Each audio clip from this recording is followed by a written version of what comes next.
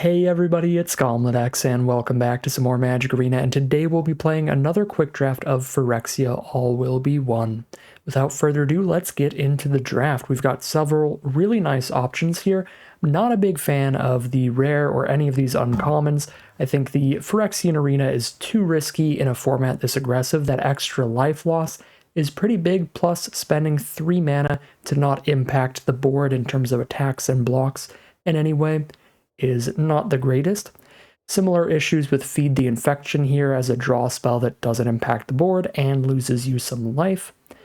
The Throwing Bird has some fun synergies, but it's really small for the mana cost, and Veil of Assimilation is super narrow, so since we don't have any great uncommons or rares, that leaves us with the commons out of the pack, where we have Contagious Vorak as a 2-for-1 creature, a 3-3 and a land, or a 3-3 and a Proliferate trigger to add to our counters on the board or on our opponent. We've got a Planar Disruption for just a really efficient removal spell. And we have an Indoctrination Attendant, which is a great way to get a super wide board state with a lot of creatures to attack with.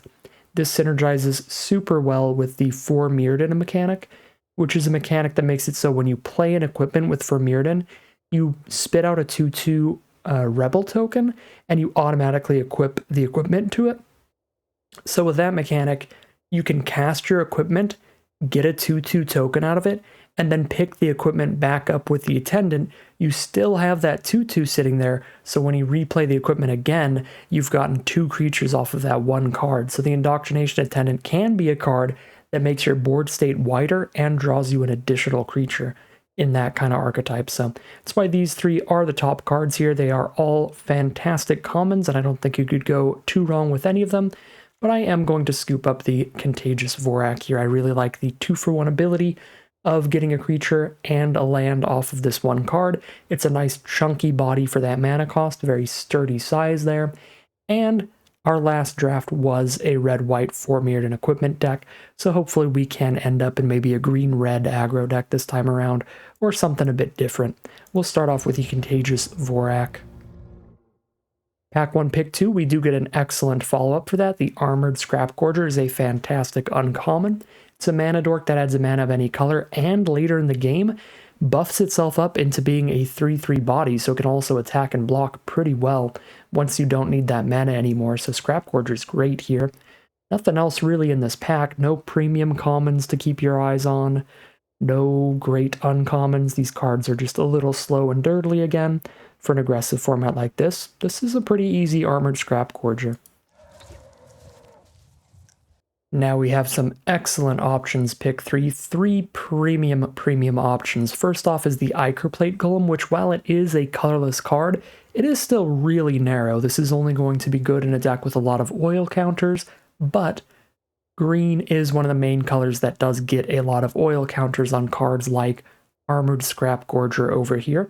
So we could take the Ichor Plate Golem here and try to get a bunch of oil counters to go with it. We also have the Oil Gorger Troll, which is quite similar. We need something with an oil counter on the board for this card to be worth it, for it to be good value, but if we do have enough oil cards, this card will play super well as well. And then for the third potential pick here, it would be an off-color card, but I think Barbed Batterfist is a premium common in this format. A 2-mana 3-1 that leaves behind this equipment for later is already great by itself, but there's also a lot of potential synergies in the format for it.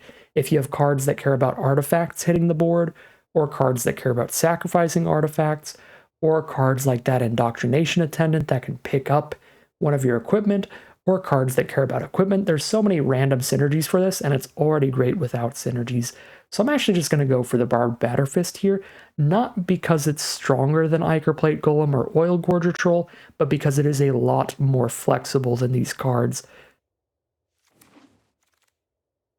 Now for Pack 1, Pick 4, we have a very easy Axiom Engraver follow-up to the Push 2 Red. This is a nice flexible card that gets you out of any mana flood late in the game, replacing those lands with other cards off the top of your deck, hopefully drawing you into some more gas. If you have some good oil counter synergies, this gets a pretty big buff, but even by itself, it is a solid card, and we're going to scoop it up here. Not like an incredibly exciting card, but most of these other cards are just borderline unplayable in this format. Again, most aggressive set on Arena, Slow, dirtily graveyard recursion spells like Unnatural Restoration don't play well. Tap lands like the Dross Pits, Terramorphic Expanse don't play well. And all these creatures are just a bit too small for their costs. The Centurion, the Kinsmith, the Long Legs, stuff like that. So, Axiom Engraver it shall be. Pack 1, Pick 5 gives us 2 premium options. Lattice Blade Mantis is a 4-mana 4/3, but with those 2 oil counters on it, you can have it attack as if it's a 5/4 Vigilance. It attacks as a 5/4 and untaps itself, which is insane. So really beefy for the mana cost, and Furnace Strider stacks in a lot of damage out of nowhere. It is a 5-mana 4/5 with 2 oil counters that you can use to give something haste, so you can have it give itself haste to beat down for 4 immediately, and your next threat will also have haste. So these are both exceptional cards. I'm going to go for the Lattice Blade Mantis here, though, the beefy, cheaper green creature. Things are getting pretty filler as we move on to pick 6. There is a filler combat trick of Titanic Growth, or a filler creature with Forgehammer Centurion. One of the worst kind of oil counter cards because it doesn't come with any of them. You have to get them by having some of your other creatures and artifacts go to the graveyard, and you need 2 before it does anything, so it takes a long time for this to do anything other than being a 3-mana 3/2, which just isn't very good. So we'll take the Titanic Growth here. The Scheming Aspirant is probably the best off-color card in this pack. This can give you a lot of life drain to try to stay in the game if you're a grinder blue-black Proliferate control deck, but those decks don't play out super well, and it needs to be incredibly open in the draft pod for it to be a pretty viable archetype. Pack 1, Pick 7, we have a couple filler options. They're both probably solid filler in this deck. The Blazing Crescendo for a combat trick that can also draw us a card temporarily, and the Churning Reservoir, which is a fun card to try to get going with your oil counter cards. The idea behind it is you use this to keep putting oil counters onto your Axiom Engraver, Armored Scrap Gorger, Lattice Blade Mantis style creatures so that they never run out of oil, and as long as you keep using their oil counters, you can keep spitting out 1/1s for 2 mana, so it takes a bit to get it going, and if you draw this without any cards that actually care about the oil, then this does really, really little, but it is pretty spicy when you get it going in the right combination of cards, and I already have one solid, just medium combat trick in the deck with the Titanic Growth, so I'll take the Churning Reservoir. Not that it is super likely to pan out great. And pick 8 is insane. Wow, I'm really happy to be in red-green here because Barbed Batterfist, Lattice Blade Mantis, and Hexgold Slash are all 3 cards that I would be very happy to sometimes even first pick, honestly, but very happy to take pick 2 or pick 3 after the rare's gone, or the solid uncommon is gone. So this pack is incredible, and the best cards are all on color. Now, with what we have in the deck, with some nice solid creatures at various mana costs, the thing we're missing out the most on right now is interaction, good removal, so we're going to take the Hexgold Slash over these very, very solid creatures. For pick 9, we are now 4 cards deep into red and 4 cards deep into green, so I'm pretty much committed to our green-red aggro strategy, our green-red oil strategy, which means that we don't really have to look too hard at the cards in the other color from this point on. We can just give them a cursory glance, and if there's a filler on color card, we just slam dunk it like we're going to do here. Pick 10 now, we're going to do the same, although the best off-color option would be Dune Mover in case we open up a Great Bomb rare that could get us to want to splash another color, but I think Sawblade Scamp is a perfectly reasonable creature, especially if we find some cards that care about oil counters. Pick 11, now I can have a random Prophetic Prism for splashing an off-color card. I'd rather not, because again, it's one of these cards that you're spending some mana to not impact the board in terms of attacks and blocks. Maybe we could play a Molten Rebuke if we end up low enough on removal. Actually, I do think I'd rather take Rebuke in case I don't get enough removal spells than take a Prophetic Prism there. Now a bunch of filler stuff that's super likely to get cut, and we'll see what we open up in Pack 2. Pack 2, Pick 1 is a bummer of a pack, not because it's not good, but because it's too good, and one of these cards is not going to come back to us. We have Incubation Sac, which by itself is 3 4-mana 3/3s. Basically, it's a 3-for-1 spell. You just need to find the time to dump 4 mana into making a 3/3 a few turns in a row. And then there's Cinderslash Ravager, which is a 6-mana 5/5 Vigilance that deals 1 to everything your opponent controls when it hits the board, and it costs 1 less to cast for each permanent you control with oil counters on it. So with the way our deck is made up already, it's not unreasonable to imagine that this is a 4-mana 5/5 Vigilance that pings everything on our opponent's board. We're going to take the Cinderslash Ravager here. The card plays super well. There are plenty of playable 1 toughness cards in the format. Not only are there the Might tokens, the Goblin tokens, several 1 toughness styles of tokens, but there's also cards like Barbed Batterfist, Sawblade Scamp, Dune Movers. Cinderslash Ravager is often an undercosted creature, like a 4-mana 5/5, that's also killing like 1 to 3 of your opponent's creatures. So this thing is completely busted. We're going to have to take it over the Incubation Sac, and we probably won't get the Incubation Sac back, sadly. Pack 2, pick 2, pretty easy choices here, pretty quick way to narrow it down. Just a Furnace Punisher, a 3-mana 3/3 Menace, or a Barbed Batterfist, 2-mana 3/1 that leaves the equipment behind. I think they're both great cards. They're both kind of equally good for their mana cost, so we'll just see what we need on the mana curve. I am not going to count my non-creature spells at their mana costs, but I am also not going to count Copper Longlegs because 9 times out of 10 we'll be cutting this, so I'm not going to count Mere Custodian. 9 times out of 10 we'll be cutting this. So we currently have 3 2-mana creatures and 2 3-mana creatures. We have a Bladegraft Aspirant, which is a 2/3 menace instead of a 3/3 menace, but it's not substantially worse than the Furnace Punisher if we end up with a few 4-mirrored equipment in the deck like Barbed Batterfists. So if I take another Batterfist, I've got 2 equipment that I can make cost 0 to put onto the Aspirant here, which is pretty cute.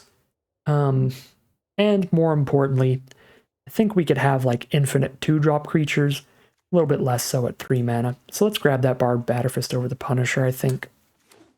For pack 2, pick 3, we have Hazardous Blast versus Volt Charge, which is actually a pretty difficult choice. Volt Charge is a nice flexible removal spell, a little bit expensive for the amount of damage you're doing, but still great, and it can proliferate our oil counters up, which is pretty nice. I think I'm going to take this.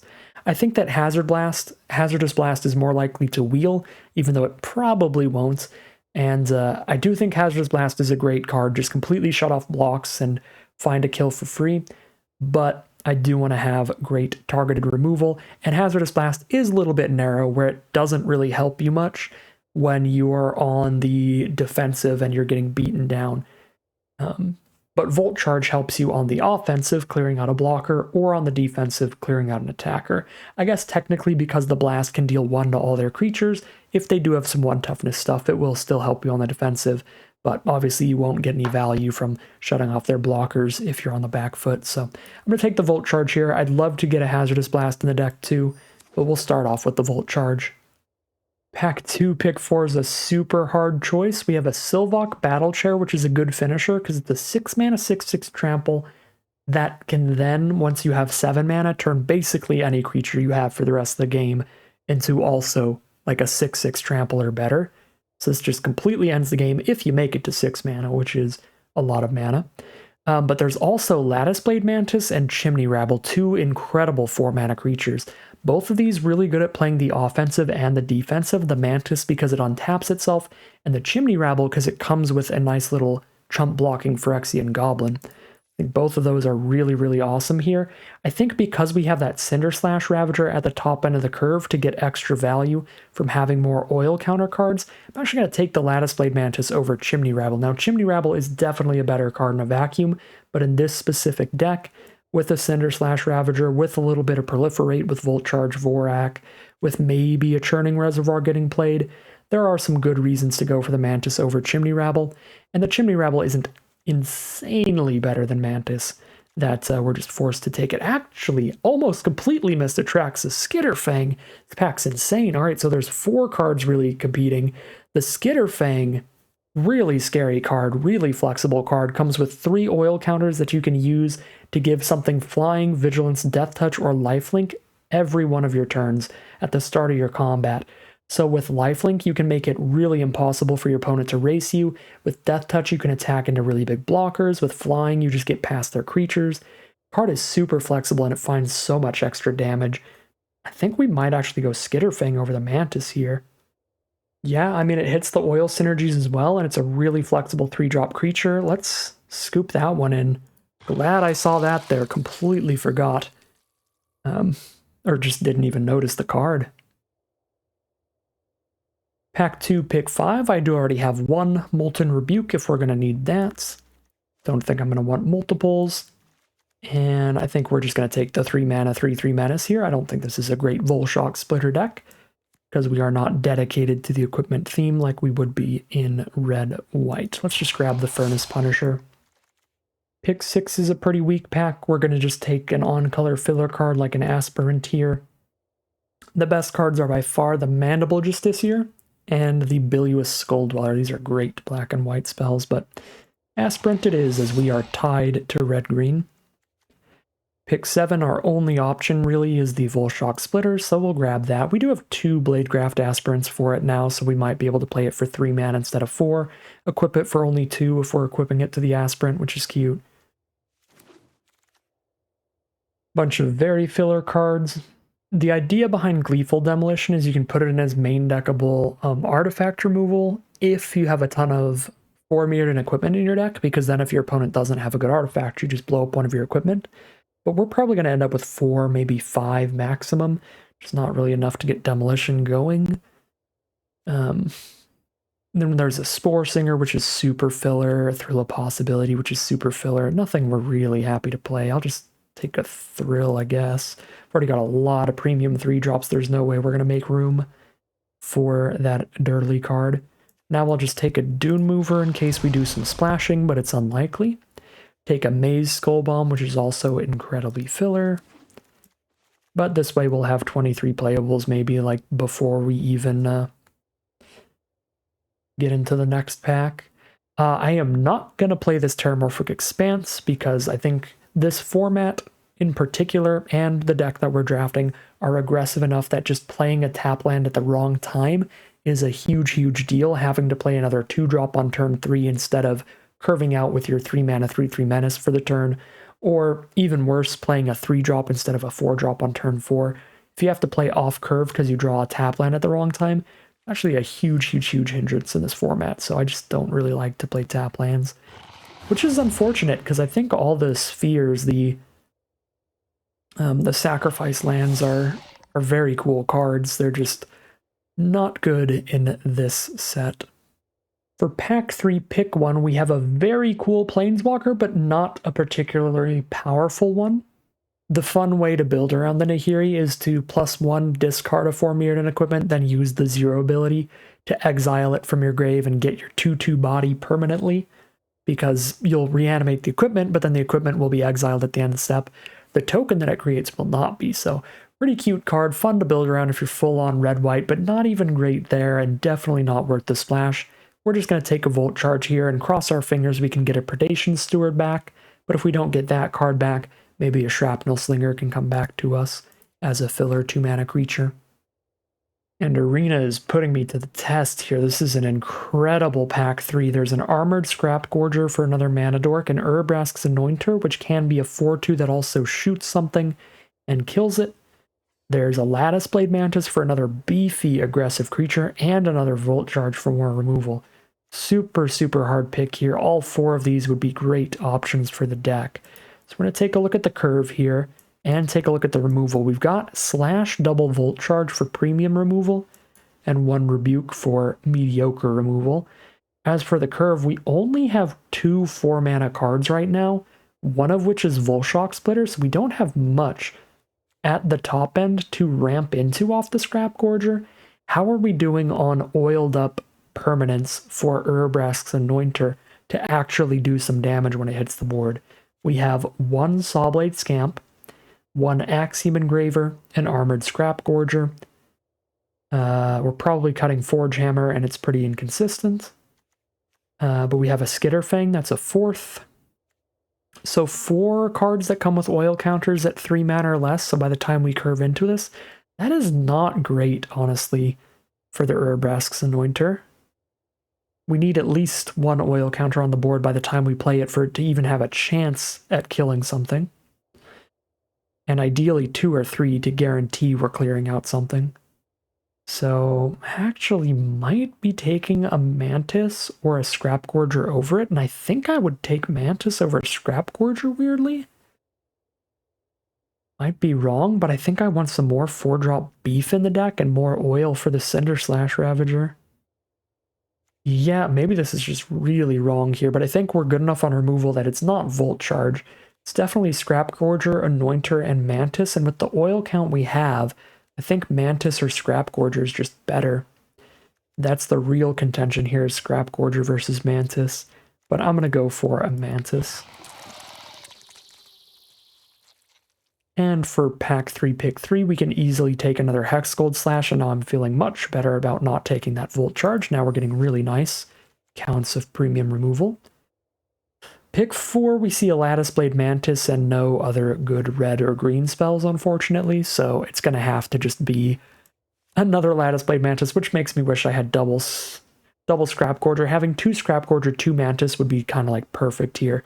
1 Gorger, 3 Mantis, still good, but a little sad, a little awkward there. Nothing we're going to play here. I'm already probably cutting the first copy of Molten Rebuke, and I do not have room for more 3-mana creatures in this deck, so let's just rare draft an uncommon for Vault Progress in this quick draft pod. Now I think I'm probably not trying to do Churning Reservoir shenanigans. I think I have enough just powerful, beefy creatures without trying to pop off with a Reservoir.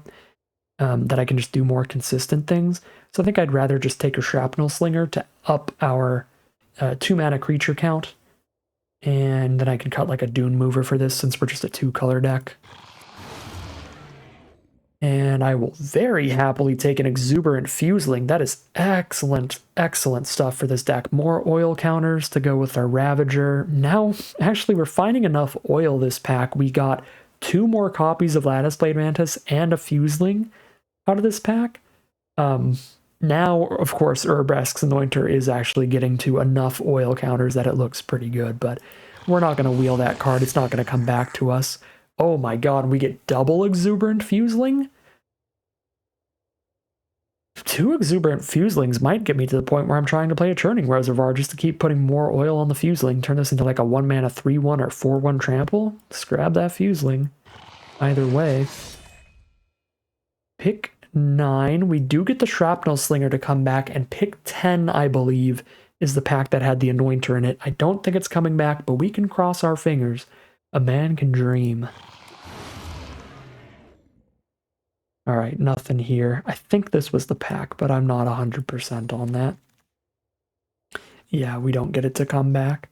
I'll take a Furnace Skull Bomb here because it's theoretically pretty cute with the Fuselings and stuff, but generally don't have time to dirtle around with things other than just curving out well in this format. So it's going to go into the sideboard, but we'll give it the nod there. I'll take an Eye of Malcator just because I love the blue-white artifact beatdown deck. Just give that deck a little nod as well. And let us go ahead and build this deck now. Let's get our streamlined Gruul beatdown deck going. I actually quite like Titanic Growth with 2 Fuselings in the deck. A +4/+4 combat trick to use on a little trampler can get a bunch of extra damage in and trade up into like anything. Clear out their blocker here, so definitely dropping Maze Skull Bomb, Thrill of Possibility, and Molten Rebuke. And because we have triple Mantis now, we're going to cut the Splitter as well. That drops us down to 43 cards.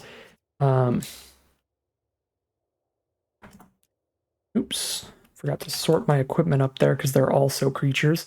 So we're probably just cutting creatures now, right? We've got 1, 2, 3, 4, 5, 6 non-creature spells if we keep the Reservoir in. Which maybe is still not right to do, but the thing that's kind of got me interested in it is 2 Fuselings. for 3 different 1-mana cards that can use the oil well. Yeah, 18 creatures and 2 Batterfists. We can definitely cut exclusively creatures here. So we'll definitely cut a Dune Mover. I don't love the Shrapnel Slinger in here, but I just like having more 2-drop creatures to constantly curve out well. So I almost think, again, just 2 equipment in the deck. Maybe we're just dropping the 3-mana, 2/3 Menace cards. Although, actually, Centurion, I already spoke my piece when I drafted this. I'm surprised it's still in the deck. I probably just forgot to cut it. 3-mana, 3/2, that basically never does anything else. So we'll cut that first, but then I guess we cut one of the Aspirants, and boom, that's a deck right there. 3 1-drop creatures, 6 2-drop creatures, 4 3-drops, 3 4-drops, and the beef at the top. Looks good to me, and Cinder Slash is probably a 4-drop a lot of the time. This is a really aggressive deck in a really aggressive format, so we should actually probably be cutting a land for a 24th spell. So let's drop... I don't even know what I would put in. I just put the Aspirant back in, I guess.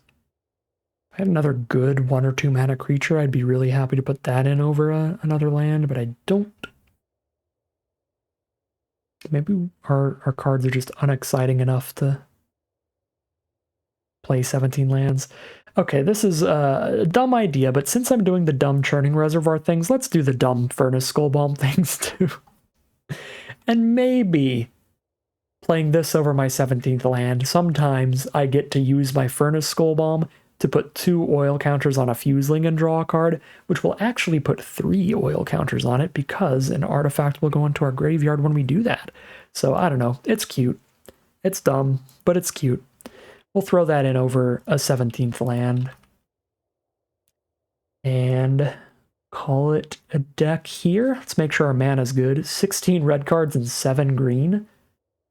Alright, let's go 9-7 then. I don't want to go farther than that, but I think 9-7 is alright.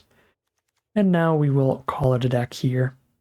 Alright, here we have a look at our deck list for today. We're on a red-green oil beatdown deck. Great aggressive curve of creatures as always in this format. 2 exuberant Fuselings, a Sawblade Scamp on turn 1. All 3 of these nice aggressive creatures that can get better if we can get some oil counters onto them. We then have 2 2-mana 3/1s with some Barbed Batterfists. We've got a Scrap Gorger to ramp up, get some oil, and some 2-mana 2/2s with some Slingers. At 3 mana, we get some Menace cards between Aspirant and Furnace Punisher, and we get the excellent Atraxa's Skitterfang to find a bunch of damage with the variety of abilities we can put on our board. We've also got Contagious Vorak for value, and we top it all off with 3 absolutely massive Lattice Blade Mantises that can attack as 5/4 creatures if we remove an oil counter from them when they attack, and a Cinder Slash Ravager. With the amount of oil we have in this deck, this can probably get cast pretty consistently as like a 4-mana 5/5 Vigilance that also clears out all our opponent's 3/1s and 1/1s and Phyrexian Might tokens and all that kind of stuff. So great beefy curve of creatures. And we've got 2 Volt Charges and 2 Hex Gold Slashes for removal, a Titanic Growth for the combat trick, and probably the weakest aspect of our deck, the thing that might not pan out well, but the thing that is still pretty fun, a Churning Reservoir and Furnace Skullbomb for random oil synergy fun. But again, we're in a very aggressive format where just dirtling around, spending mana to move some oil counters around, do some dorky stuff like that doesn't tend to play the best, but I still wanted to put a little bit of spice on the top of this dish. But anyways, that is the whole deck. Without further ado, let's head into the gameplay and see how it does. Here we are on the play for game 1, and we cannot keep this hand mana-wise. That'll have to be a mulligan. This is much better, and Fuseling into Batterfist into Skitterfang is wild if we get there. Do I drop the Hexgold Slash to confirm it? I don't think so. I think I still ditch land 3. Because still, Fuseling into Batterfist and hold up a Slash is still a good curve, even if I don't get to play my 3-drop turn 3.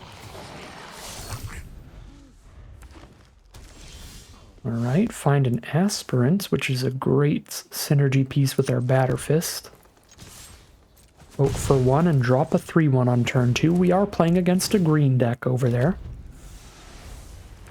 Green-black. Lots of toxic creatures in that archetype and lots of ways to get extra damage getting pinged around. Or extra poison counters getting pinged around. This is a great matchup for our Hexgold Slashes. These do 4 damage to the majority of their creatures.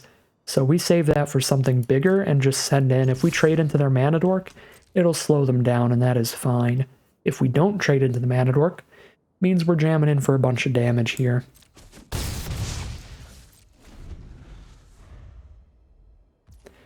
And if we don't trade into the Mana Dork, it means they probably want it for mana, although they do send it in here. That's awkward, because there is a mechanic in this set called Corrupted that will make it so their spells are all better once we have 3 or more poison counters, so it might be worth it to just try not to get the first poison counter to stop them from proliferating and making the spells better, but I think I just take it here. Save the slash for a better card. Okay, Phyrexian Atlas, so they've got that for mana ramp, and Cultivator for mana ramp. All mana ramp all day long. Wow, alright. Now I am a little less convinced I'll be able to slash a big creature later. If they're all 3 of these cards, they might be like full Proliferate nonsense here. Kind of want to just slash and get the Cultivator out of the way, but if I hit a land, I don't need to do that. Because I can just give like the Fuseling Flying anyway, or Death Touch. Yeah, we should probably save the slash. Well, mana's not working out here, but on the plus side, the card that I cut the 17th land for, the Furnace Skull Bomb, hasn't been drawn anyway, so it's not like we'd be doing better with the 17 land build. Because Furnace Skull Bomb is also nowhere to be seen. Alright, we're just going to trade into Cultivator. That's fine. That buffs the Fuseling up, which is great. And I'm definitely going to drop the Axiom Engraver so we can discard some cards digging for lands in the future.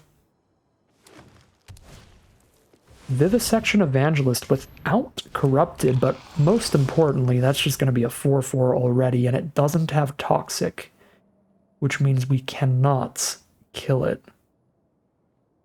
with a Hexgold Slash.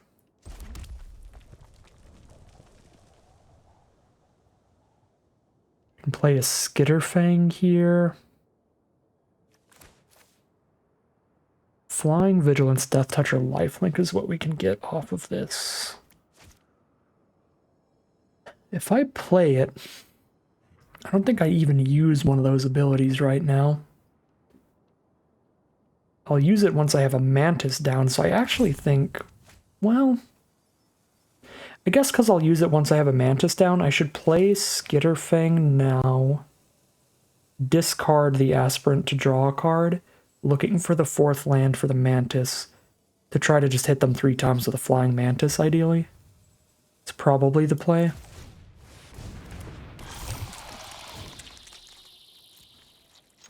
Ooh, definitely no attacks. That was not what we wanted to click. Get in with the 4/4 Vigilance. No blocks.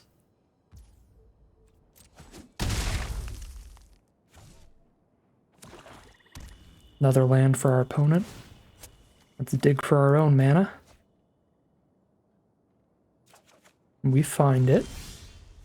As well as another Fuseling. We're going to drop a Mantis and pass the turn. And we're going to start jamming in with that very big dork.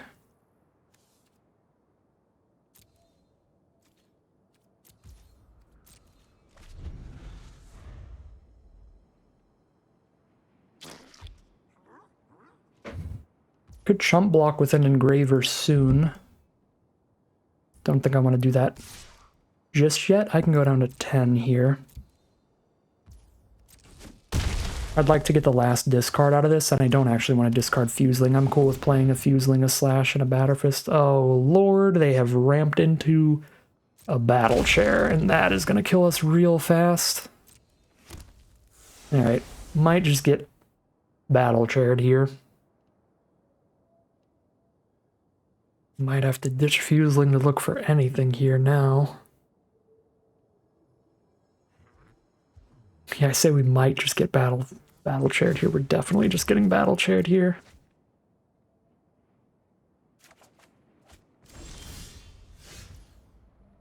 Volt charge is something.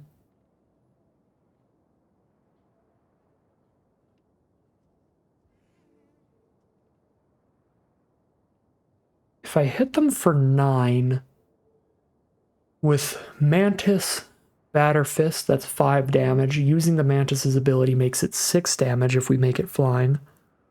And then Volt Charge their face for 3, that's 9 damage. Then they are down to 6, which puts them dead to a Flying Mantis next turn. Feels like our best bet, and I have exactly the mana to do all of it.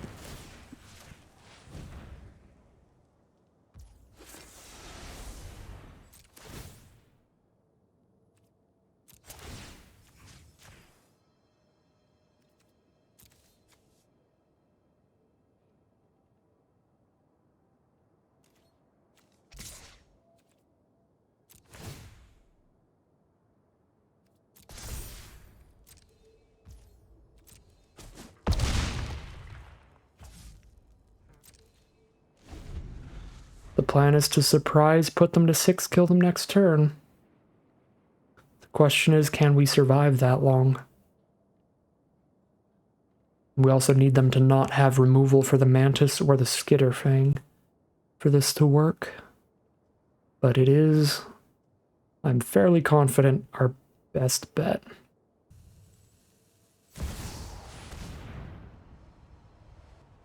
Yikes. Yeah, they just turn a Lattice Blade Mantis into a treasure or something, and that is super GG. Alright. Get Vraska, nerd. Seems strong. Yeah, I mean, we're gonna do about that.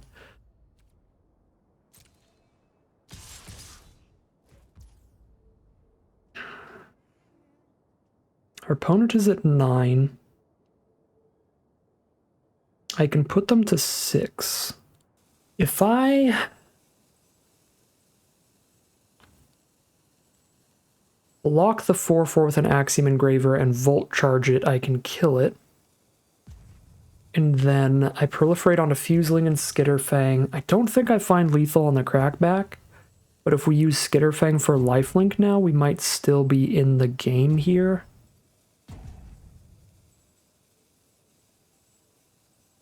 Because I can also slash the Convert so they can't just block and kill Fuseling. Then I kill Vraska and lifelink them for a bunch if I don't find lethal, and if I do, then I obviously just lethal them. So take 6, go to 4 here. Buff the Fuseling. They play a land, and we Volt Charge the Evangelist. Proliferate onto Fuseling, Skitterfang. I guess my treasure token too? And then slash the only blocker. We have 7 damage on board, which is not enough to kill them.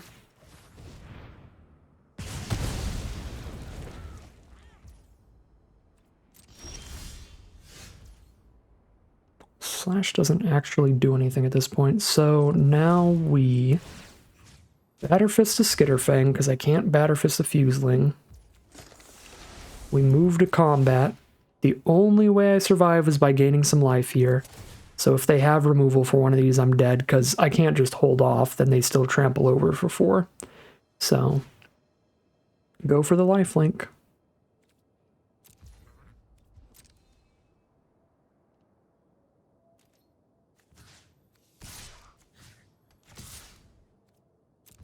And let's see. We get the lifelink. Massive deal. I am alive on board.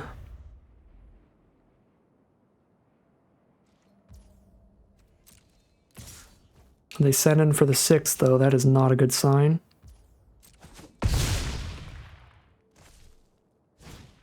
Drop a mere Convert. Play a land? They're just trying to chump? Oh my god, they're just trying to block. I can slash the convert in response to the equip. And that's no blockers up, and that is a spicy game 1 to get us started. We are 1-0 heading into game 2.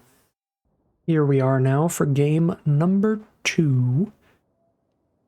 This is a very risky keep because we really need to hit a green source, but if we hit any land, being able to play Skitterfang turn 3 is really exciting, and I'm probably keeping this hand off of some very human bias here, some recency bias with how much work the Skitterfang did for us last game.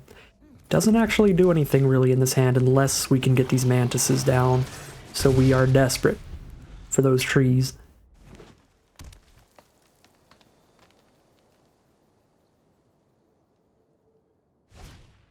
So Rustvine Cultivator, which immediately nullifies our Sawblade Scamp. At least the Barbed Batterfist can try to attack in here, but I did not really want to draw this Barbed Batterfist because I'm looking for broccoli.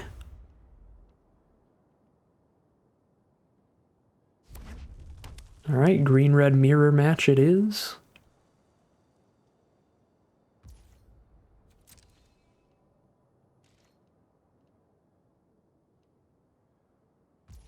Pass the turn. What is the draw? It is a third land. Certainly not a forest, but still useful. Let's play the land so I have Volt Charge up during combat if they try to do some funky business. But if not, we'll just play a Skitterfang post-combat, because I'm not using any of its oil counters immediately here.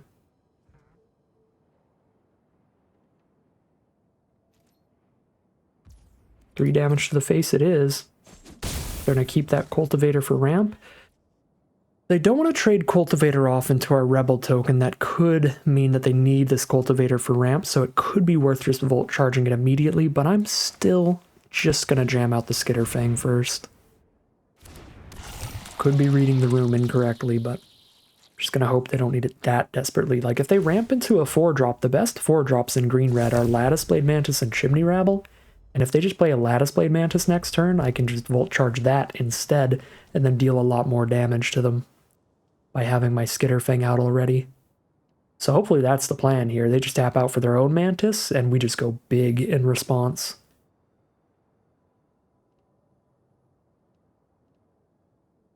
No matter what we draw, if they slam down a 4-3, we have an excellent attack next turn. No broccoli required, Mom. Get your Brussels sprouts out of here.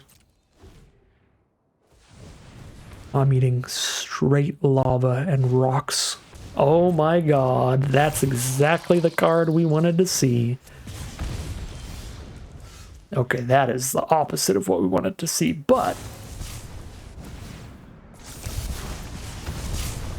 I'm happy they played a Lattice Blade Mantis. There's that. Now that I have 4 oil counters on the Skitterfang, do I cash one in for lifelink? I genuinely don't think so. I don't think I need Vigilance either. I guess with 2 counters on Scamp, Vigilance gets 1 extra point of damage? Sure, let's do that. Just because Skitterfang's possibly going to get killed before we can use all 4 counters. Do I have any discard and draw in this deck anymore? I think I cut it. Let's double check and make sure. We are in the Mythic ladder, so I need to make sure I'm not losing games to tiny mistakes like that. Alright, let's drop them out and pass the turn.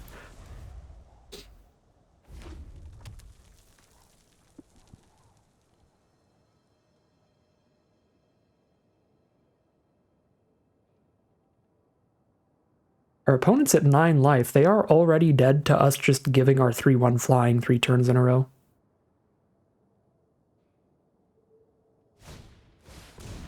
There's an Adaptive Spore Singer, which doesn't do anything here, really. I guess it hits us for 3.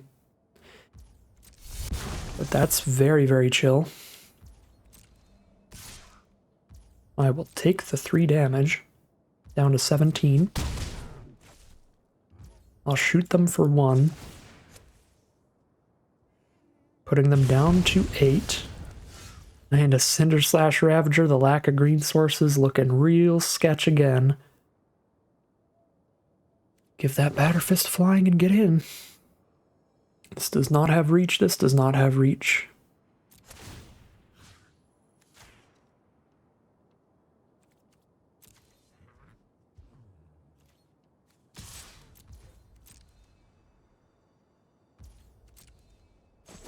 They're down to 5. Scamp can put them down to 4. If I hit any non-land spell, and they don't have any interaction here, we could just ping them twice with the Scamp and hit them once more with a 3/1 flyer.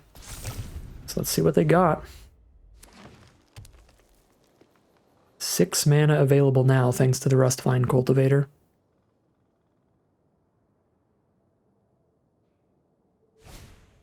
Ooh, that is filthy. Kill my Batter Fist and my Skitterfang. Alright, they're still down to 4, which is a big deal. If we hit forests, I don't think we can lose, but if we do not draw a forest in the next turn or two, then we're just down so many cards with these being complete blanks here.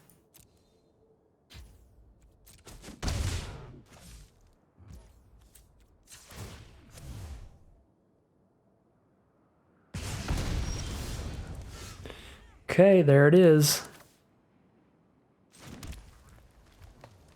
I think I trade our 2/2 into a 2/2 just to clear a path for Lattice Blade Mantis. I think that is reasonable. What are they going to use, the 1 red +2/+2? Okay, no they're not. I was going to say they might have the 1 red mana +2/+2 trick here. And they're going to use the Cultivator to untap a mountain, and then use it on the Spell Slinger, or the Spore Slinger.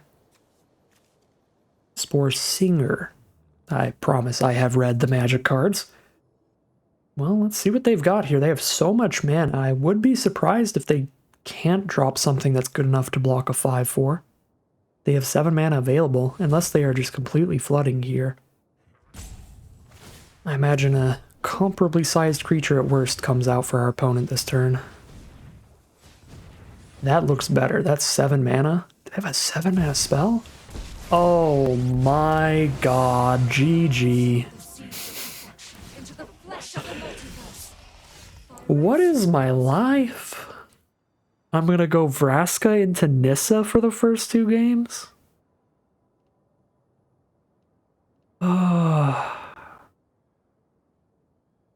This is just even less beatable. Just make an 8/8, make a 9/9, make a 10/10 seems fair. I can hit them for 1 to put them to 3 life. But I sack a Mantis to do it. Oh my Lanta.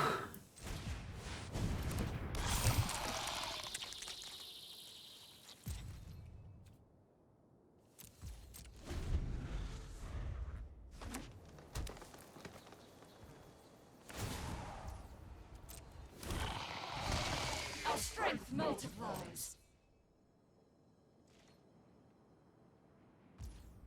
Let's turn with 2 creatures. Well, 3 creatures, but I'm going to try to kill 1 to make it 2 creatures.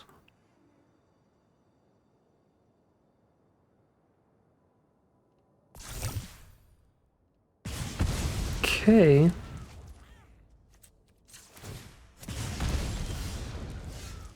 Oh my god.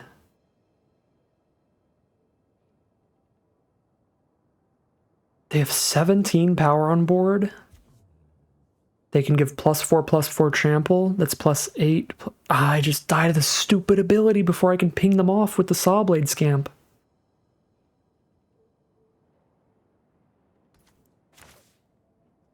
Because they both get +4/+4. They have 12/+13. They have 25 trampling power. I'll have 5, 6, 7, 8, 9, 10, 11 to block. 25 minus 11. What is that? 14 damage? If they don't have a 5th forest, we win. If they don't have a 5th forest, then we win.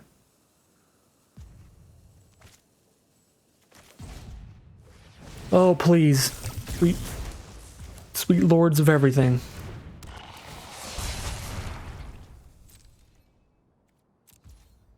No 5th forest, no 5th forest, no 5th forest. No 5th forest.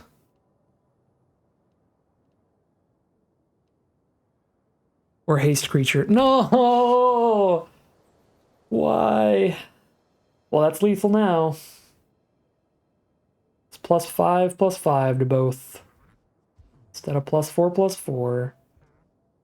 The sad part is we would have won the game if they didn't have a 5th forest. We would have beaten the highest win rate card in the entire format, maybe out of every format this year, which is impressive considering this is a 7-mana card in a format this aggressive. That's how you know Nissa's literally unbeatable.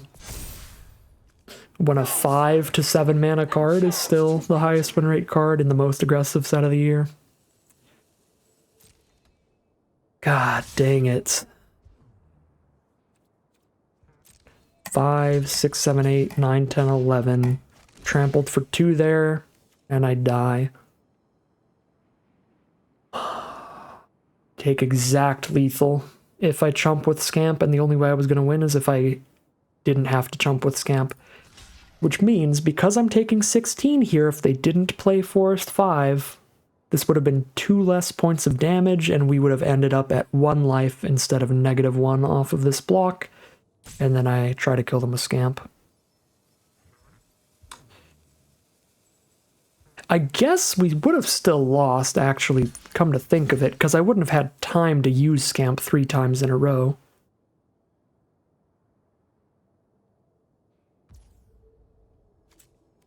Right, I could use it once now, and then it would go to my turn, I could use it again, so they could still just make another Phyrexian Horror and then kill me on the next attack. But it did make it so I'd have one more draw step. Would that draw step have won me the game? Let's see. Would the next draw step have won? Shrapnel Slinger? No.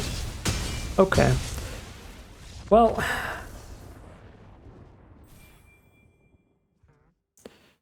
I did my math wrong. Nissa was actually legitimately unbeatable there. And we were stuck on green for like 7 turns or something. Still almost beat Nissa. Super sad. Well...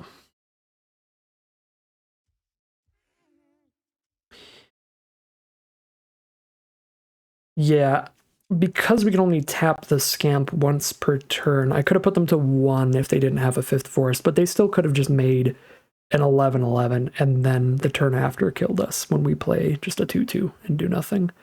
Except technically, because I was going to crack the Skull Bomb on my next turn, I would have drawn another card past this Slinger. This would have been my natural draw for the turn. So I actually would have drawn 1 card deeper. Maybe would have found our second Volt Charge and went off that or something. We would have had 1 more chance to find a win condition out of these 25. A 1 in 25 there, if Volt Charge is the only out. But if we hit another haste creature, that would have been a kill too. And I think we do have maybe 1 more Scamp? I don't remember. I don't know, probably a 1 in 25 chance if they didn't have Forest 5. But this is pretty gross. It's going to be 1 in 1. Hopefully we don't have to play against a Planeswalker in Game 3. Here we are for Game 3. Opponent is on the play. I am very happy with this hand. Opponent starts with a mountain, passes the turn. Let us boot things up with a Sawblade Scamp. Get that guaranteed haste damage in. Fuseling, it's not going to matter until some of our creatures start dying, so we'll play that after we play some other creatures to trade off with. So let's go Batterfist now. Then Batterfist lets 3/1 trade into the Engraver potentially.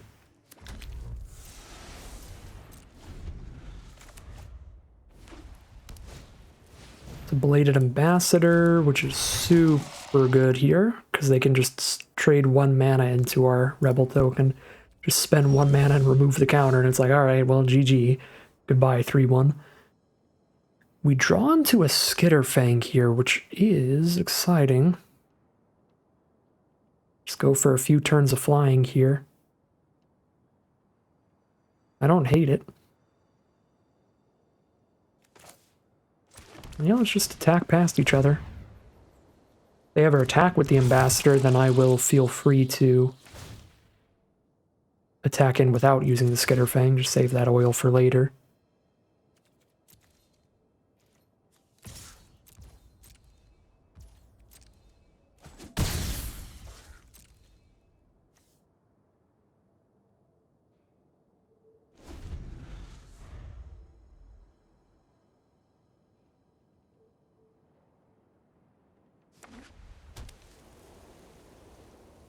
Our opponent has 4 mana up now. Yikes. That's horrendous. The 2-for-1 Hazardous Blast has arrived. Kill our Rebel and our Sawblade Scamp. Okay. Fuseling Scrapgorger here. Also have the mana to equip Batterfist. Do I do it aggressively or put it on a Scrapgorger to have a 1-2 blocker? I think I just do it aggressively.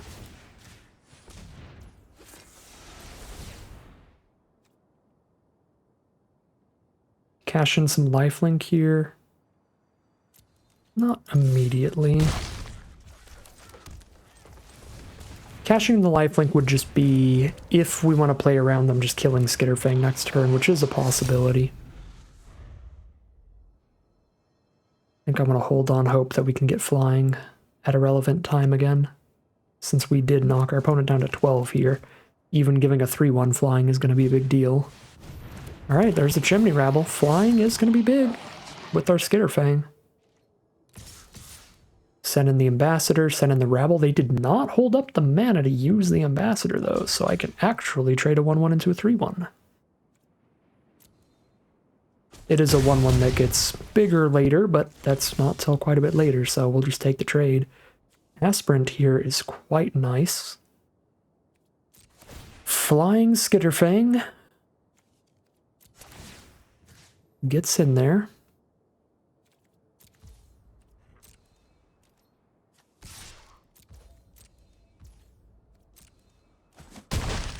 Now we get a menace threat onto the board. And I can make it a 3-2 if I just want to trade it off into Chimney Rabble here. Which would be fine. I can also go ahead and turn my Scrapgorger into a 1-2, so the Scrapgorger threatens to trade into... Well, not trade into, but just eat their 1-1. So if they do kill like an Aspirant or something here, we still have a block up for the 1-1. I think that's fine. Let's put the Batterfist on the Scrapgorger. I don't think I'm going to try to trade Aspirant into Rabble on blocks. I think I'd like to keep it around on attacks.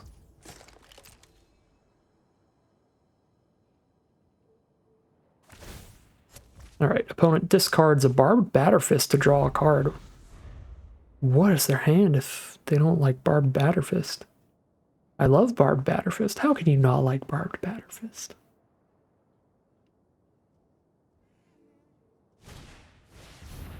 Alright, there is the Planar Disruption on the Aspirant, which means it does play out well that we made the Scrapgorger a 1-2. Because that means no attack with the 1-1 and the 1-3. Which they could have gotten for 1 damage otherwise, because then we just put the Scrapgorger on the 1-3. Alright. No blocks go to 10. Play an Autonomous Furnace. Oh, they just have many Batterfists. Well, that's not good. We need some more spells to break through this position.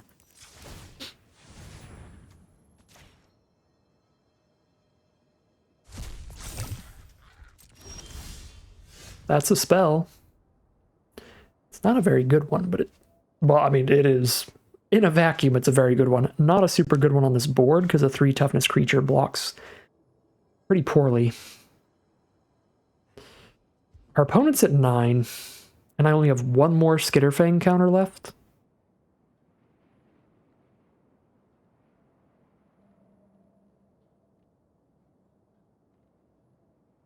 I may have to put our Batter Fist onto the Skitterfang and just trade it off on blocks at this point.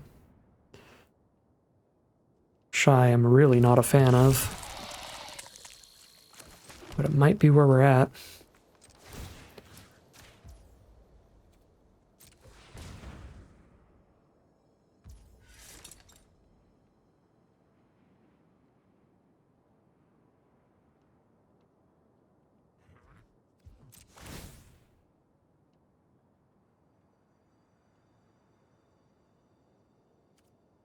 Yeah, I think that's where we're at.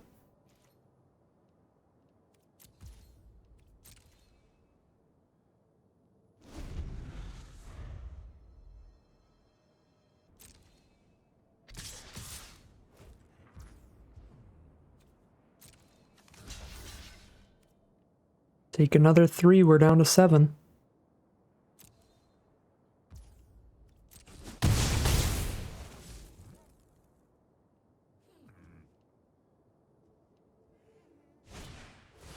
So Furnace Punisher, 3/3 Menace. And they can sack the Furnace to draw a card now.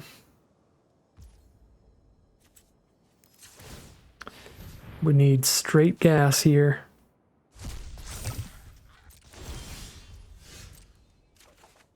That is definitely not gas.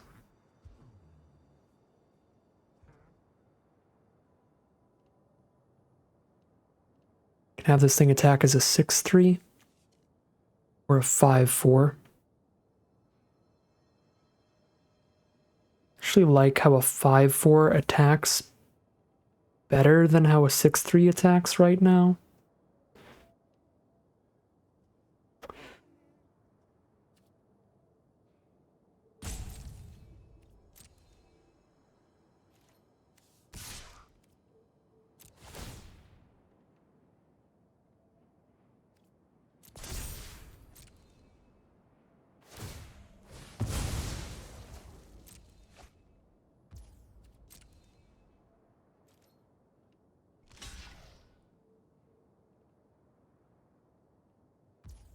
Jump with a 1/1 is the play.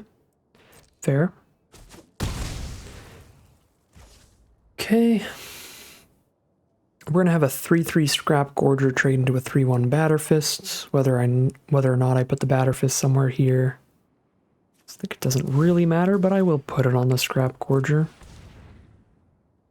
So now I don't even have to tap it to trade it off, technically. Let's see what they drew into. Another Chimney Rabble.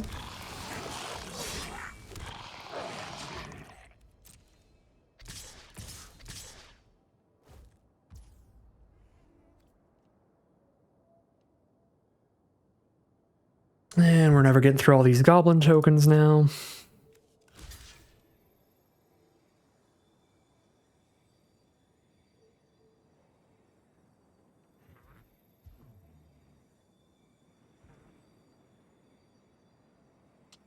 Is trade go to 4 time? Unless, what are my outs here? Do I have any? Cinder Slash Ravager is a good draw. It's not an out. It's not going to kill them. Bolt Charge is a good draw, but it's not going to kill them. Titanic Growth is not going to kill them.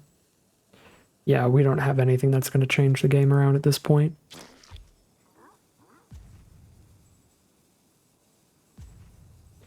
Unless we just get massively lucky and they just like don't block and then we Titanic Growth or something. So just take one trade and maybe draw into Titanic Growth and they for some reason don't block. Is the best bet. And I might as well trade with the bigger creature.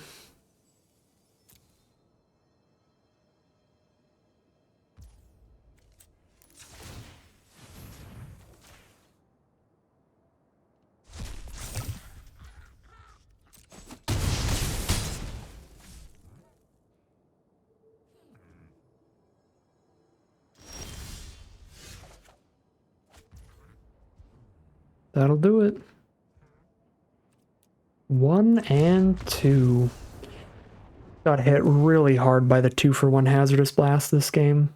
Otherwise, combat was looking relatively close for a while. If we had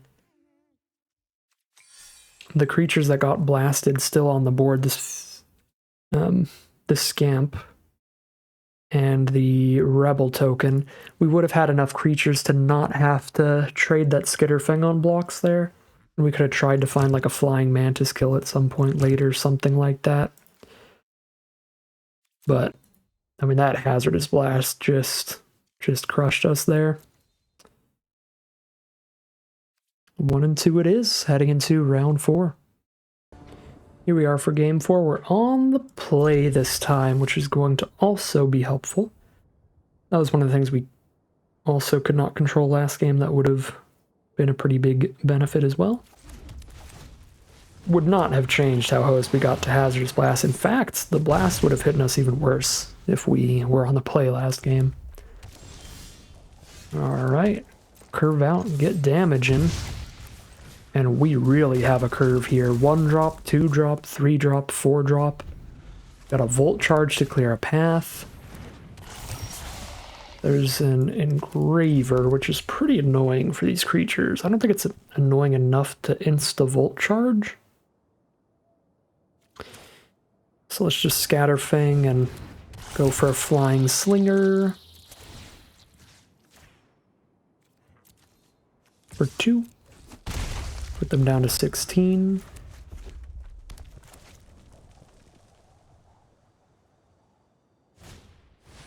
It's a Flensing Raptor, just a 2/2 flyer, that really doesn't matter. In red-white, we're really not worried about them trying to poison us out. Batterfist is actually pretty sweet here, because it lets us attack on the ground into the Engraver. So I can save the Skitterfang counters here and just make a Slinger a 3/1 that can attack into the Axum Engraver.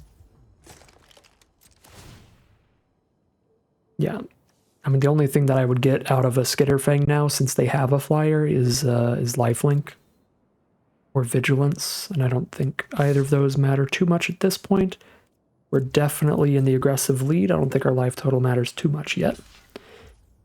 Ooh, trade the Slinger up into the Raptor in the sky. Let's go. It's cool with me. That means Skitterfang flying triggers will be viable in the future. It's a Gold Warden's Helm, just a 2/3. But they can move that +0/+1 around later.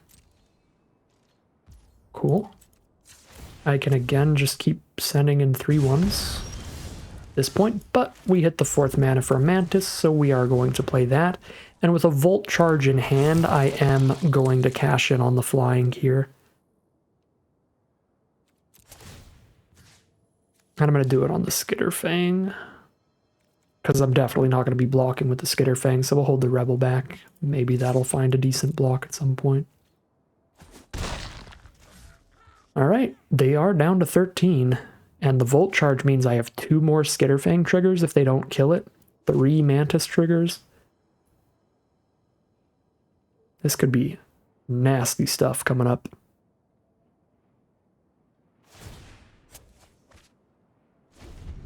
Maybe even to the point of Volt Charging their face.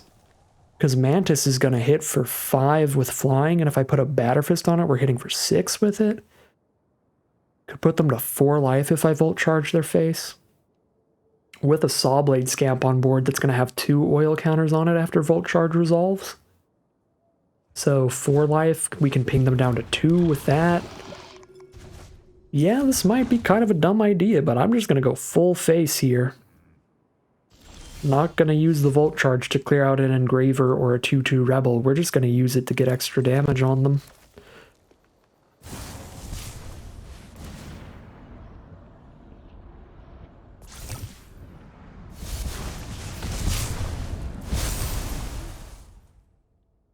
And I think it's better to Batterfist than it is to Engraver right now. Well, hold up. I already killed them in 2 swings of 5 damage a pop. It actually probably is better to Engraver, so I should have done that pre-Volt Charge so it'd have 3 counters, but It is what it is. Did not do the math till now.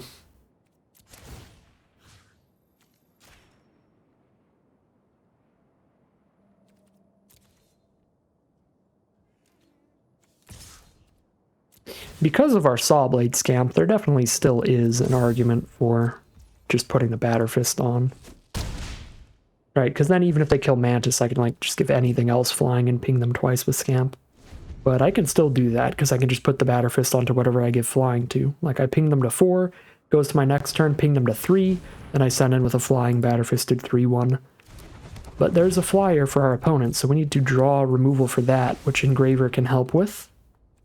So maybe playing Engraver did help, we'll see. Depends how we draw here.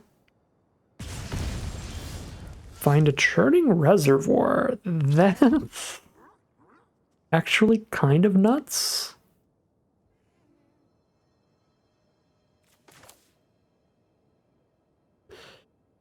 Yeah, I'm just gonna play it. That makes sure we have infinite oil wherever we need it. Which is probably just gonna keep going to the Scamp. We can have Mantis keep forcing them to chump, because we can go Skitterfang flying on Mantis. Force a chump here. I actually don't want to Batter Fist the Mantis, or it will be 3 toughness on the attack. I want it to be 4 toughness attacking into their flyer.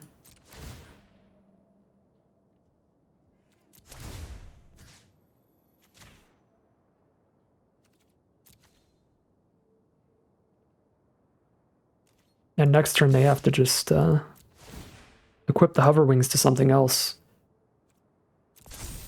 Because if they ever don't have a flying blocker on board, we can just use the Churning Reservoir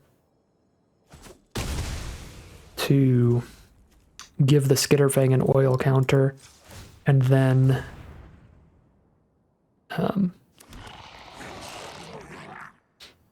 give something flying and attack past their board state.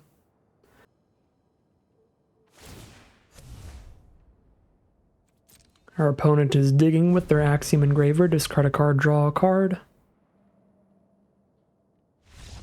And they're going to scoop them up. We are 2-2 now, hopefully getting a solid recovery after some quick early losses here. Here we are now for game 5. This hand might be a little... Ooh. I have changed my mind.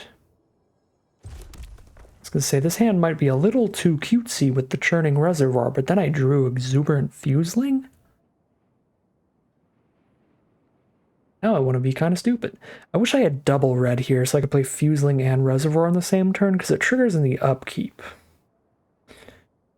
Which is awkward. That means if I play Fuseling now and Reservoir next turn, we still don't put a counter on it till turn 3.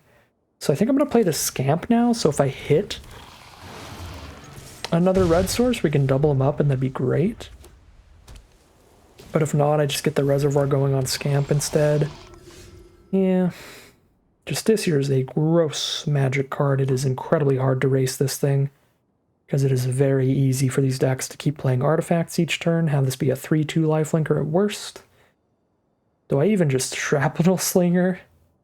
Blow up the Justiciar here? I honestly don't hate it.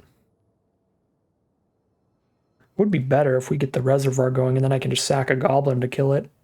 So maybe I just play the Reservoir now. Next turn I can play a Goblin and Shrapnel Sling?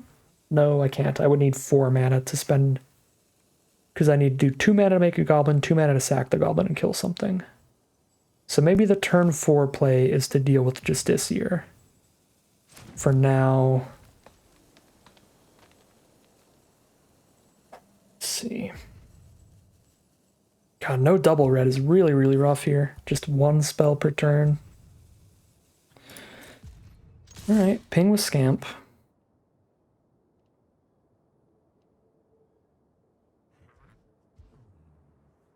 Ping with Scamp, then I'm going to play an Axiom Engraver, and then we make it so if they do not have an artifact this turn, they don't get an attack in, but they probably will. Whoa! Well, I mean, there goes the Shrapnel Slinger play being, like, super good. But alright. We probably still keep the Slinger around, because they're playing Justicia, they must be playing more artifacts. There's a Flensing Raptor.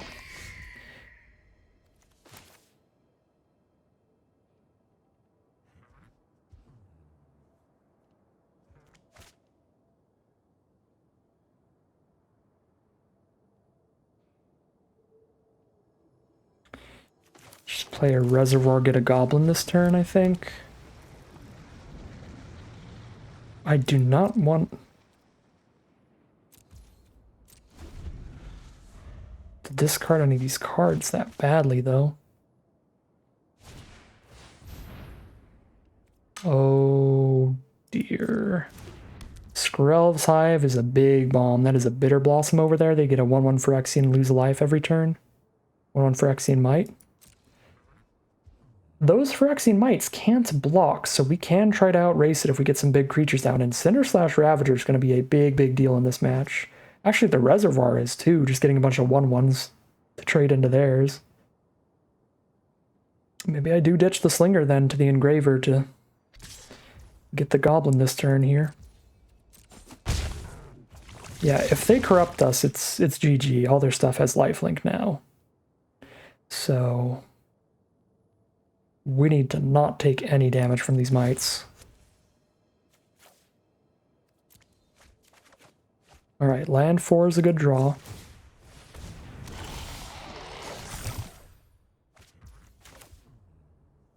We play the Mantis this turn then. And then because I can't make a Goblin this turn...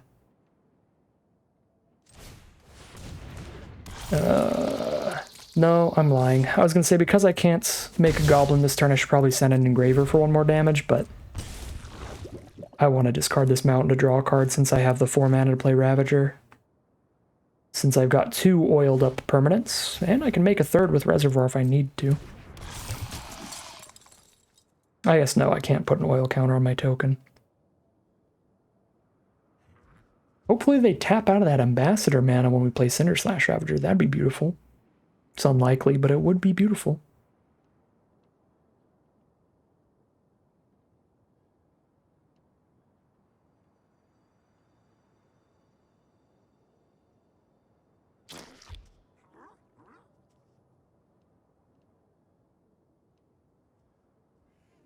The Ambassador, of course, can spend its oil counter to get indestructible for a turn, save itself from our Cinder/Slash Ravager.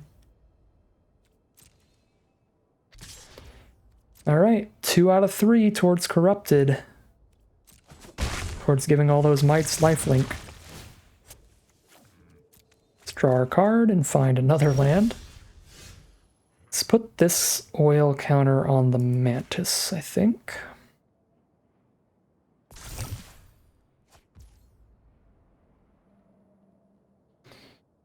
Okay. Mantis attacks as a 5/4 Vigilance, so it is very free to attack on this board. Let's drop a Fuseling.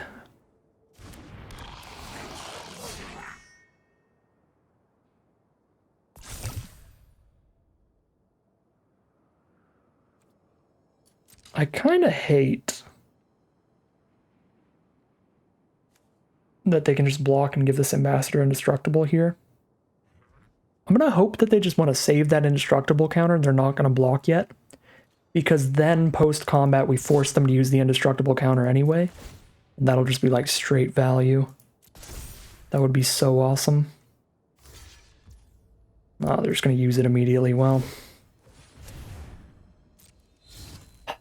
seems significantly worse to make a 1/1 than a 5/5 this turn, but it would mean we get to kill 2 Mites and an Ambassador off of the Cinder/Slash Ravager, which is kind of a big deal.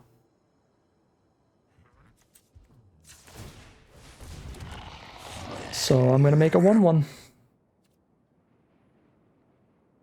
I'm going to play this land. Just keep the 1 extra for Engraver. Probably start putting oil onto the Fuseling. Ooh, Justiciar's another 1 toughness card. We might do exactly what the Hazardous Blast player did to us, to this opponent, where we just destroy them with 1 damage to all their creatures. Just straight ends the game.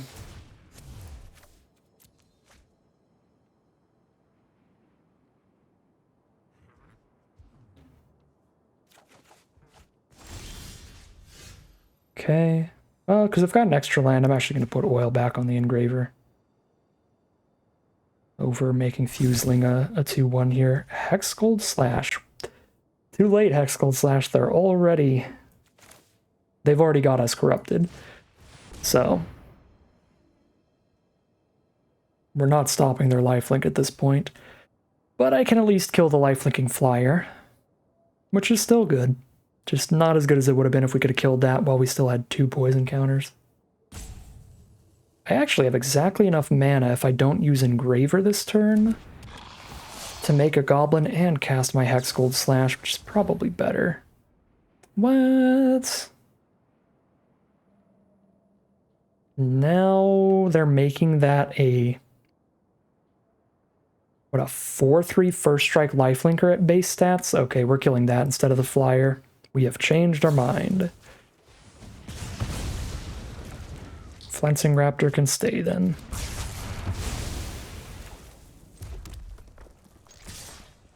And now I have no cards to discard, so we will attack with Engraver. Boom. They're down to 9. They've got a lifelinker though. Lifelinking Raptor and any toxic creatures they play have lifelink. Found their second color with black and play a lifelinking Death Toucher.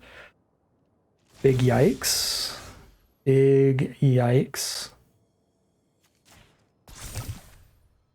Oh my god, Volt Charge here is the stone cold nuts. I kill 1 lifelinking blocker, I'm pretty sure they're just dead. What a draw. Luxac McGee strikes again.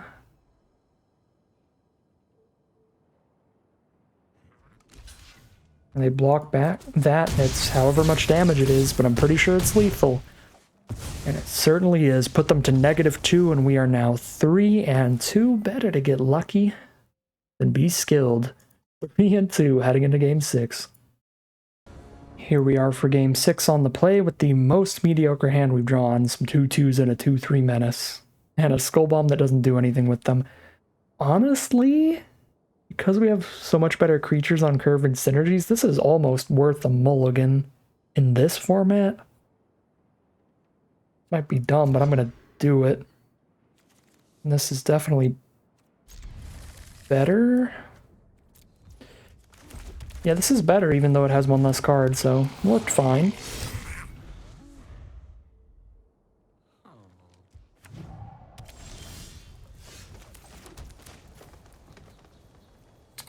Oh, please tell me they play another non-basic land. That would be phenomenal for us. I doubt it happens, but it's possible. Okay. Deals 2 to them unless they control 2 or more basics. Oh, I guess it doesn't matter. It's gonna deal 2 to them. Once. Guaranteed. Alright. Well, that's good stuff. So they're green-black toxic here. Lots of creatures that put poison counters onto us and some that proliferate, like the Blight Belly Rat. Proliferates when it dies. Huge work from Furnace Punisher. We are happy to see that. 3 damage. There's a viral spawning for a 3/3. Toxic 1. We will Volt Charge that away. And I can send in the entire team after I do that. Definitely want to stop drawing lands, but I'm pretty happy with our board state.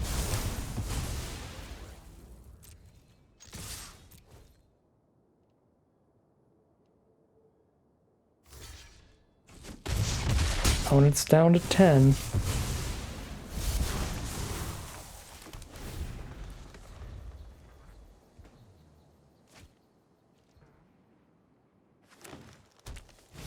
4th mana for our opponent, and a 4/4 is the play. We can still menace in for 3.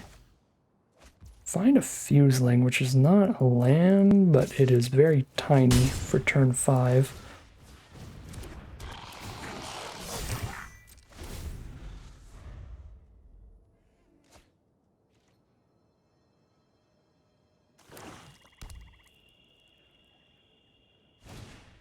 I guess if we get our Skull Bomb, we can immediately make it relevant again.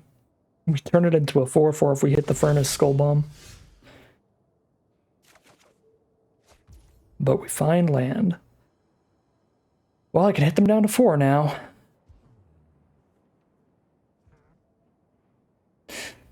I could put them down to 3 if I attack with everybody. They block and kill the Slinger. We hit for 4 damage, they're down to 3, they're dead to a Volt Charge off the top.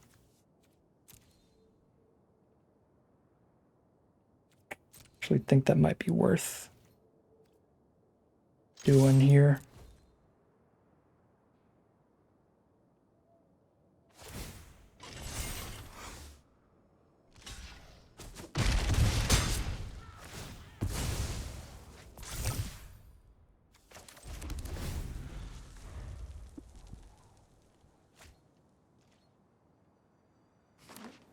This also means they're dead to 1 hit from my Menace card if I can clear a path. That is not going to clear a path. And it is 2 more creatures for 2 more blockers. Find a Contagious Vorak. So our best draws now are like our Skitterfang that can give something flying.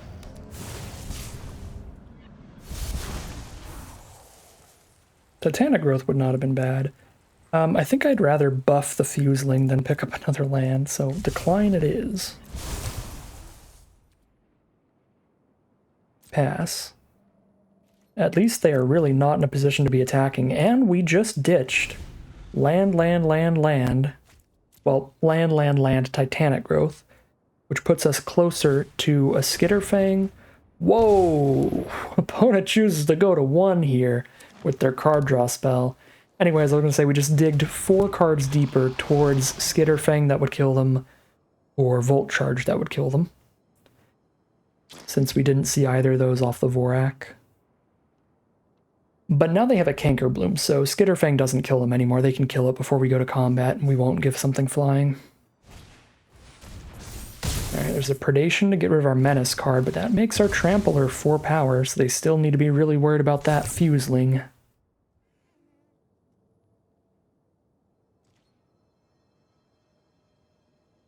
The Fireball grows.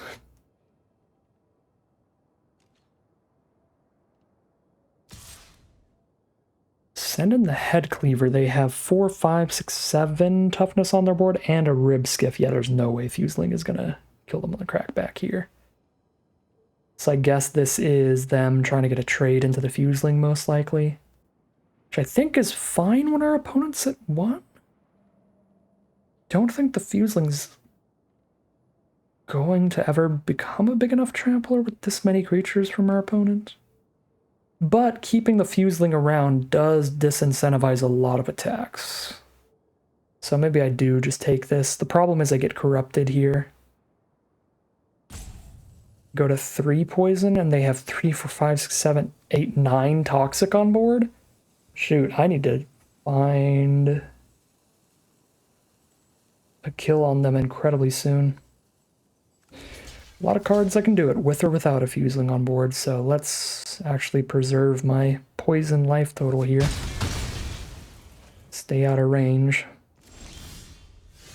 Engraver is solid draw because it can dig for our lethal potential threats.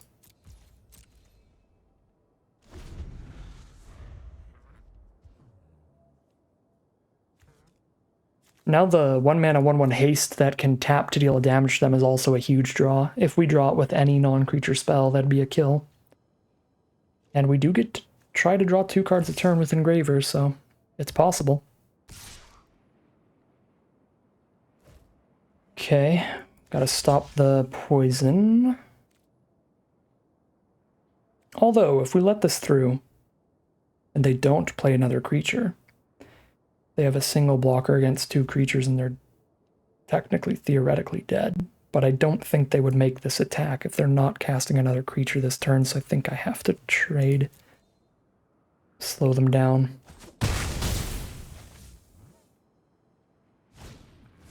Yeah, that's what I imagined.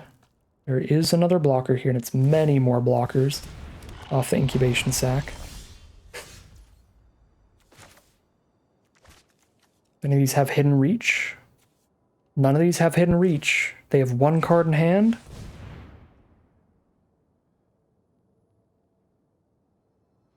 That's the Skitterfang that's flying onto Engraver and 1 damage on board. It's literally 1 damage too. Oh no, they have the Canker Bloom. I forgot about the Canker Bloom that makes it so Skitterfang's not an out. I don't know why.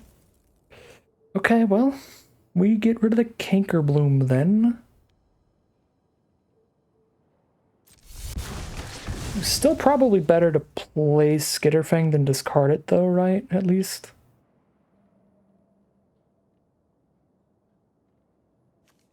I am not blocking any of this stuff with an Engraver, so I'm going to tap it right now, or if I hit the 1/1 pinger thing.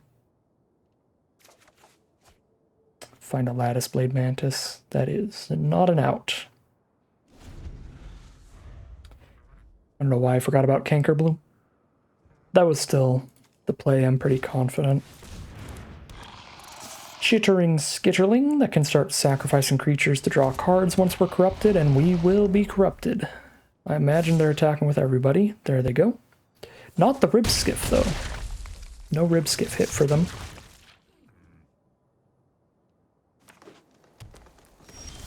Alright, I've still got cards that can kill them. I am at 10. I need to not die. They can attack with... They can make a 3/3 and crew the Rib Skiff with it, so they attack with 2 4/4s, 2 3/3s, and a 1/1. If I block a single 4/4, I take 4, 5, 6, 7, 8, 9, 10, 11. If I block both 4/4s, I take 1, 2, 3, 4, 5, 6, 7.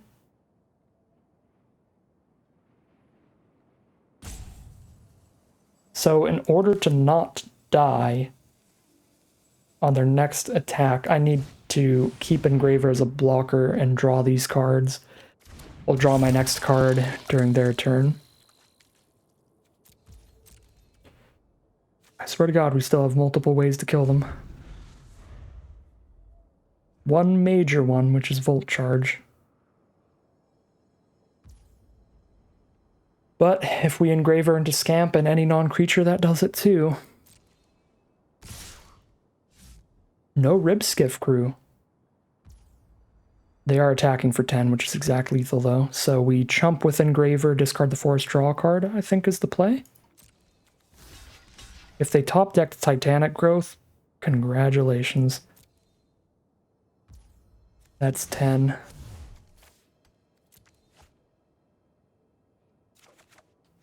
Hexgold Slash doesn't actually really help us here. Kind of at all. Guess I can slash the Brutalizer to keep the Engraver. But it's probably better, because the Engraver's out of counters anyway, to save this and try to clear out a blocker, but they're going to have Incubation Sac to make another blocker, Viral Spawning to make another blocker, and the ability to crew a Rib Skiff in response to me trying to kill a blocker. I don't think Slash is going to matter. Attacks or blocks. I guess I keep it so if I top deck my 1/1 that I can tap to deal damage to somebody, I have the non-creature spell to go with it.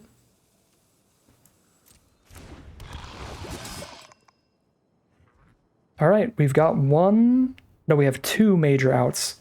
Volt Charge does it, and Sawblade Scamp does it because we have the non-creature spell. Come on. That ends the draft then. 3 and 3. It is. Feels like every loss was potentially winnable. They all felt real close. I mean, a literal 1-life opponent. Come on. And the other 2 losses felt similar. Our opponent that nissed us out got down to 2 at the end of that game. Dang, I think this deck was quite good, but just didn't quite get there in the end. 3-3 is still a decent average run, and getting 3-3 in the Mythic queues is nothing to scoff at, but I think the deck was good enough. I think I played solidly. It's rough to not see this get a nice above average, like 5-3 or 6-3. It's where I would have loved to be with it. Felt like it earned it, but you are never owed anything in Magic. Variance is definitely always going to be a thing, and you can come with a great deck, and opponents might just have one just a little bit better. So 3-3 it is out of this draft, but again, pretty happy with the deck all around. Our 2-drop creatures leave a little to be desired. The Shrapnel Slingers are quite filler. The Aspirant's pretty filler. But I think the rest of our creatures are all pretty fantastic. The double Batterfist at 2 mana, when you add that into the creature count, that's still 4 exceptional 2-drop creatures and just 2 filler ones. The Volt Charges were great. The Hexgold Slash was great. Didn't get to cast Titanic Growth at all, but we did get to play a little with the Reservoir. It was fine. I don't think... Skullbomb did not play super well. I don't think we got to do anything fancy with this, but I also don't think we got completely hosed for running this over a 17th land anyway, so I don't think it really affected much going Skullbomb over land, but maybe I'm misremembering. Maybe we did hit a Skullbomb when we really needed a mana or something like that. Didn't feel like it. Didn't feel like a big moment in my memory. Nothing like that, so... Alright. 3-3 out of today's draft. Not bad, but thought the deck could do a little better. We are grabbing our 300 gems, our 1 pack of Phyrexia All Will Be One, and that is going to end today's video. As always, I'd like to thank my patrons and YouTube members for their support, as well as you for watching the video. If you're interested in seeing some more videos like this, you can always like, comment, and subscribe to let the YouTube algorithm know to send you some more of these videos in your recommended feed. If you'd like to catch me live, you can check out the Twitch channel in the link in the description below, where I'm live every Wednesday. And if you'd like to support the channel directly, you can check out the Patreon link in the description below. But other than that, as always, thank you very much for watching, and I'll see you again soon for some more Magic Arena.